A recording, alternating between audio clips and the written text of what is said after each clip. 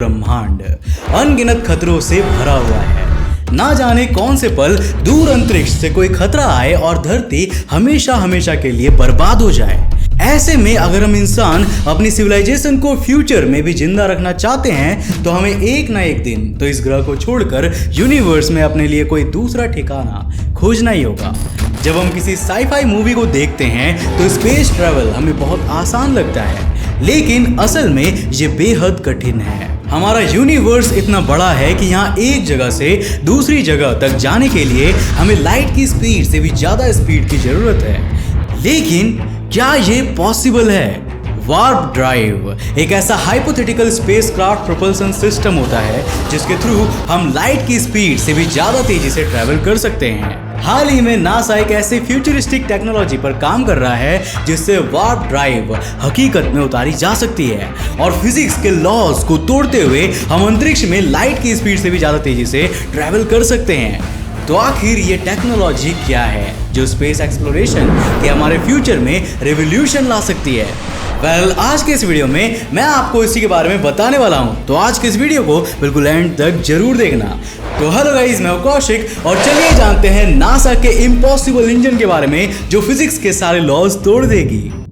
दोस्तों, Proxima Centauri धरती के सबसे पास वाला स्टार है, लेकिन ये भी हमसे करीब 4.24 लाइट ईयर्स की दूरी पर स्थित है। यानी कि अगर हम लाइट की स्पीड से भी ट्रैवल करते हुए यहाँ तक जाते हैं तो हमें कम से कम 4.24 ईयर्स का समय लगेगा।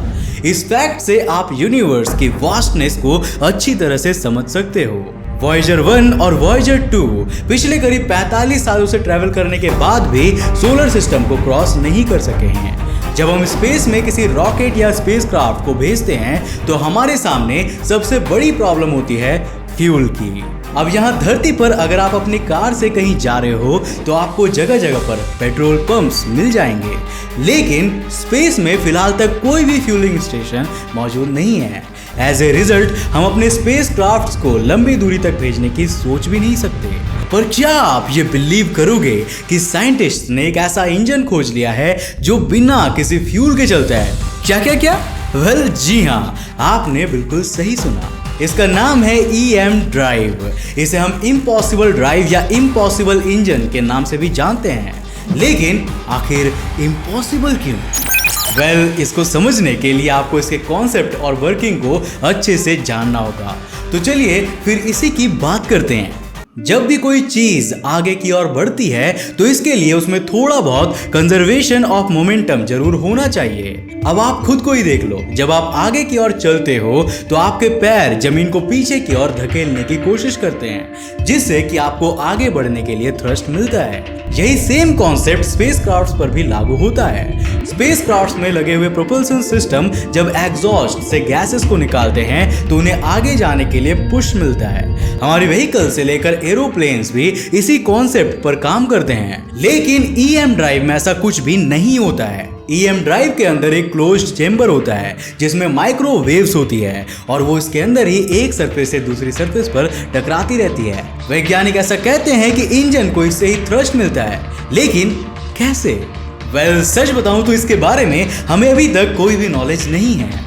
फिजिक्स की हमारी करंट अंडरस्टैंडिंग ये एक्सप्लेन नहीं कर सकती कि ये इंजन आगे कैसे बढ़ता होगा। क्या पता इसको बनाने के बाद जब हम इसकी टेस्टिंग करें तो हमारे सामने फिजिक्स के कुछ न्यू लॉज आ जाए जिनके बारे में हम अभी तक नहीं जानते थे। लेकिन फिलहाल के लिए ये हमारे फिजिक्स के करंट लॉज को ब्रेक करता है और इसीलिए इसका नाम इम्पॉसिबल इंजन रखा गया है।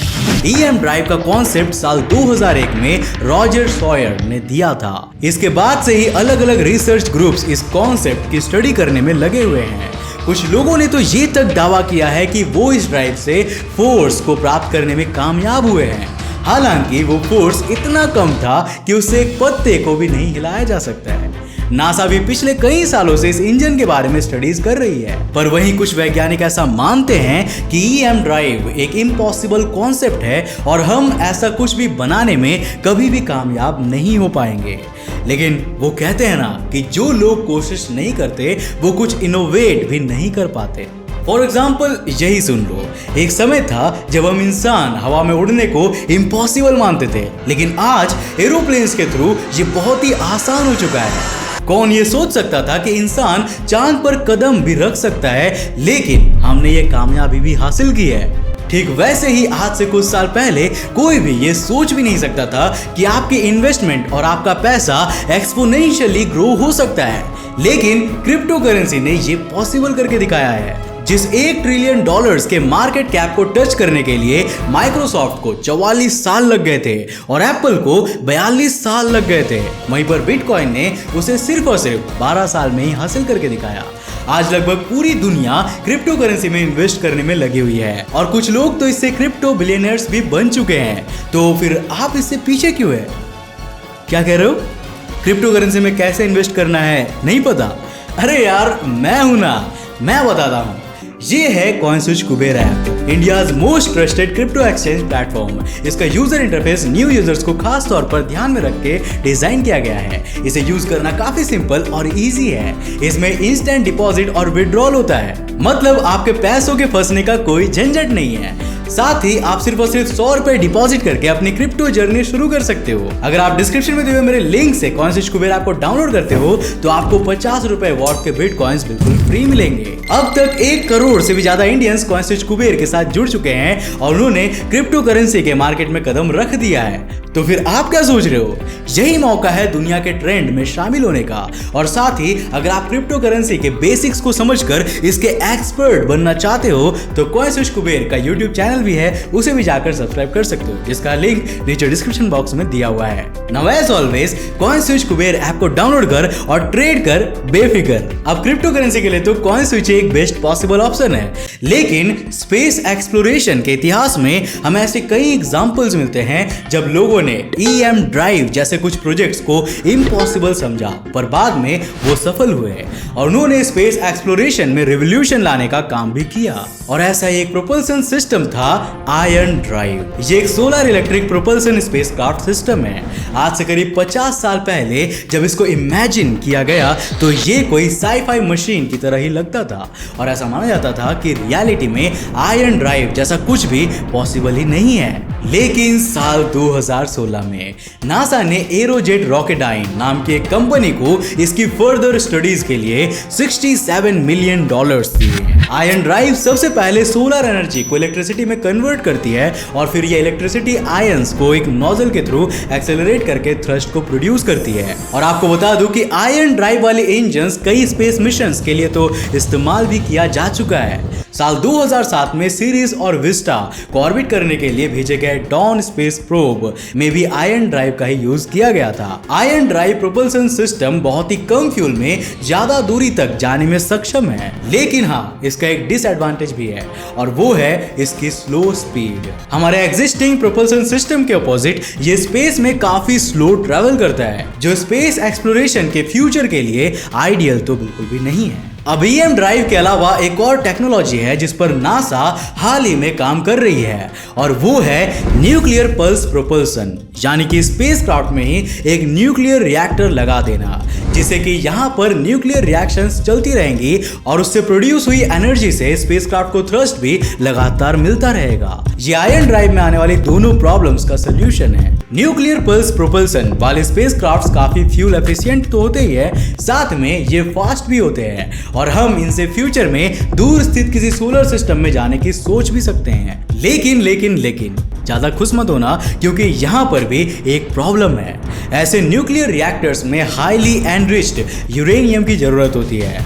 इनके बिना इसमें रिएक्शंस करा पाना पॉसिबल नहीं होता और अमेरिका की पॉलिसीज के अनुसार स्पेस में हाईली एनरिच्ड यूरेनियम का यूज तब तक नहीं किया जाना चाहिए जब तक कि हमारे पास इसका अल्टरनेटिव मौजूद ना हो।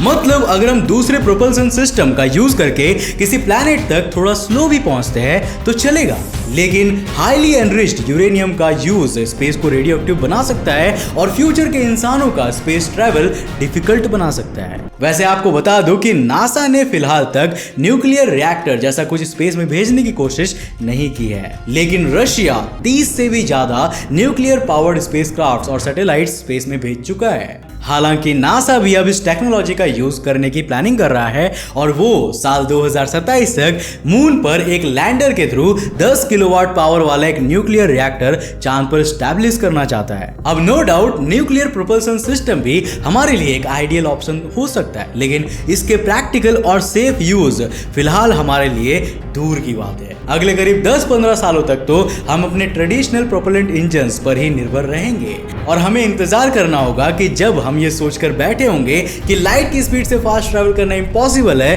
तब कोई इंसान अपने दिमाग से इसे पॉसिबल कर दिखाएगा और पूरी दुनिया एक पल में ही बदल जाएगी।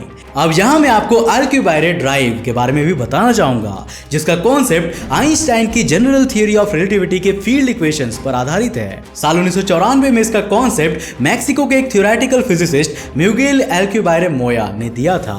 यह नेगेटिव मास के कॉन्सेप्ट पर वर्क करता है। इसमें फ्यूल के तौर पर एक्सोटिक मैटर का यूज किया जाता है।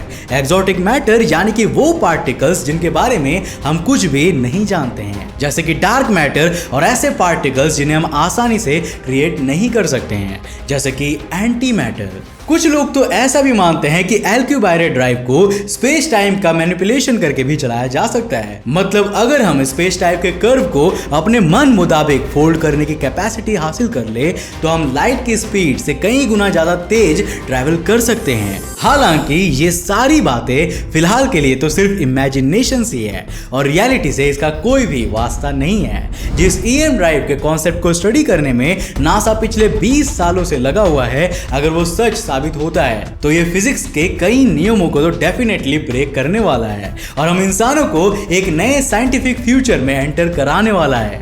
वैसे अब आपकी बारी, आपको क्या लगता है, क्या हम EM ड्राइव को रियलिटी में उतार पाएंगे? हाँ या नहीं, हमें नीचे कमेंट करके जरूर बताना। अगर आप भी क्रिप्टो करेंसी में इन्वेस्ट करना चाहते हो तो कॉइनस्विच कुबेर ऐप को डाउनलोड करना मत भूलना, लिंक नीचे डिस्क्रिप्शन बॉक्स में है। मुझे उम्मीद है कि आज के इस वीडियो से आपने काफी कुछ नया सीखा होगा। अगर सीखा तो इस वीडियो को एक लाइक करने के साथ साथ अपने फ्रेंड्स और फैमिली के साथ जरूर शेयर करना। अगर आप नए हो इस चैनल पर तो ऐसे इंटरेस्टिंग वीडियोस के लिए इस चैनल को सब्सक्राइब करने के साथ साथ नोटिफिकेशन बेल को भी कर देना ताकि आप देख सको हमारे वीडियो सबसे पहले। तब तक के लिए बाय, जय हिंद।